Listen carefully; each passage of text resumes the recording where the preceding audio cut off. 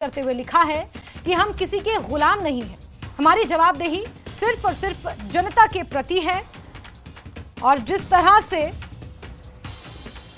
नौहट्टा में मज़ार शुहदा पर मुख्यमंत्री उमर अब्दुल्ला और पुलिस के बीच जो ये झड़प हुई, रेलिंग फांद कर मज़ार शुहदा पर पहुंचे मुख्यमंत्री उमर अब्दुल्ला और नेशनल कॉन्फ्रेंस के कई नेता, फातिहा पढ़ा गया, फूल वहां पर चढ़ाए गए और श्रद्धांजलि दी गई। उसको लेकर नेशनल कॉन्फ्रेंस ने अपने सोशल मीडिया हैंडल एक्स के जरिए ये ट्वीट किया। उन्होंने लिखा है कि we are not anyone slaves, if we are answerable to anyone it is to the people of this land. यानी कि हम सिर्फ जम्मू कश्मीर के लोगों की जवाबदेही उनके प्रति हमारी बनती है, अगर हम किसी के खादिम हैं तो वो सिर्फ यहाँ के लोगों के। श्रीनगर में आज पुलिस की निगरानी, चौकसी और मुस्तैदी सब धरी की धरी रह गई।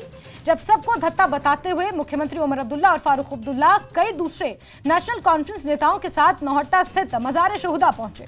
यहां उन्होंने उन 22 लोगों की कब्र पर फूल चढ़ाकर फातिहा पढ़ा जो 13 जुलाई 1931 को डोगरा राजशाही के खिलाफ विद्रोह पर मारे गए थे। कल सभी नेताओं को यहां आने से रोक दिया गया था, किसी को अनुमति नहीं दी गई थी, लेकिन आज मुख्यमंत्री सहित नेशनल कॉन्फ्रेंस के नेता पुलिस को चकमा देते हुए गुपचुप तरीके से यहां पहुंचे। कोई बिना सिक्योरिटी के कार से पहुंचा तो मंत्री सकीना इत्तू स्कूटर से पहुंची। उसके बाद मुख्यमंत्री खुद रेलिंग फांद कर मज़ार शुहदा के अंदर गए, जिसके बाद मज़ार का गेट खोला गया और फिर बाकी नेता वहां गए। सभी ने कब्रों पर फूल चढ़ाए और यहाँ फातिहा पढ़ा। मुख्यमंत्री उमर अब्दुल्ला ने पुलिस प्रशासन पर गंभीर सवाल खड़े किए।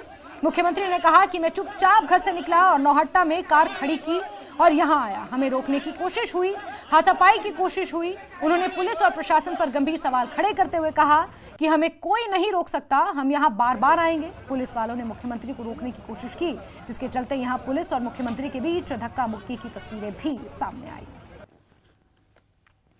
तो 3 तस्वीरें देख रहे हैं आप, श्रीनगर के डाउनटाउन इलाके में नौहट्टा और नौहट्टा में मज़ार शुहदा, जहां पर उन 22 लोगों की मज़ार है जो 13 जुलाई 1931 को मारे गए थे डोगरा राजशाही के खिलाफ विद्रोह में, और उन्हें यहाँ की क्षेत्रीय पार्टियां शहीद मानती हैं, शहीद का दर्जा देती हैं। और 13 जुलाई को क्योंकि नज़रबंद किया गया था, ऐसा आरोप है। और इसके बाद आज यहाँ पर गुपचुप तरीके से नेशनल कॉन्फ्रेंस के तमाम नेता पहुंचे। रेलिंग फांद कर खुद मुख्यमंत्री उमर अब्दुल्ला अंदर गए, गेट को खोला गया। उसके बाद कई अन्य नेता नेशनल कॉन्फ्रेंस के यहां पहुंचे, फातिहा पढ़ा गया और फूल चढ़ाए गए।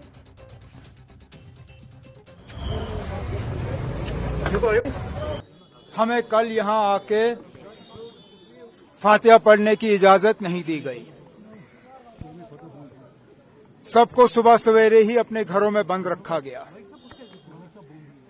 यहां तक के जब आहिस्ता आहिस्ता गेटें खुलना शुरू हुई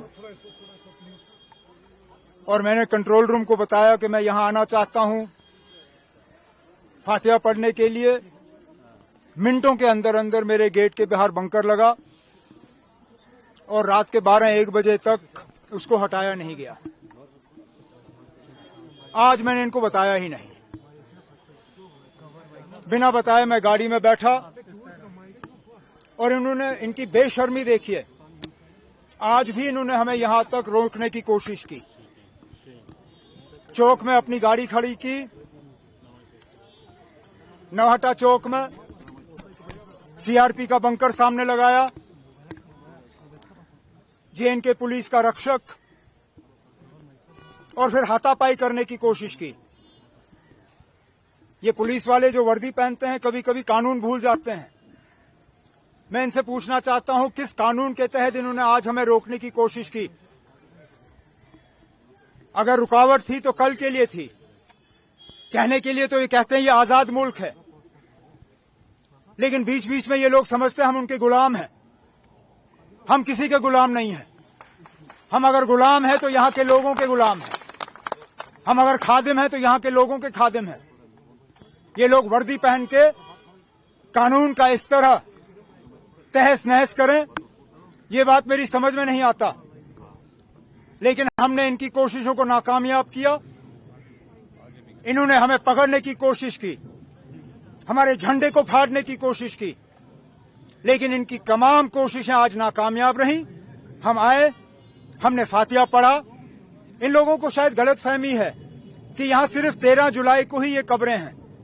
ये भूल जाते हैं कि ये कब्रें हमारी शहीदों के ये साल के तमाम दिन यहाँ पे हैं। चलिए 13 जुलाई ना सही, 12 जुलाई, 14 जुलाई, 15 जुलाई, दिसंबर, जनवरी, फरवरी, कब तक रोकेंगे? हमारी जब मर्जी होगी हम यहाँ आएंगे जरूर। और इन शहीद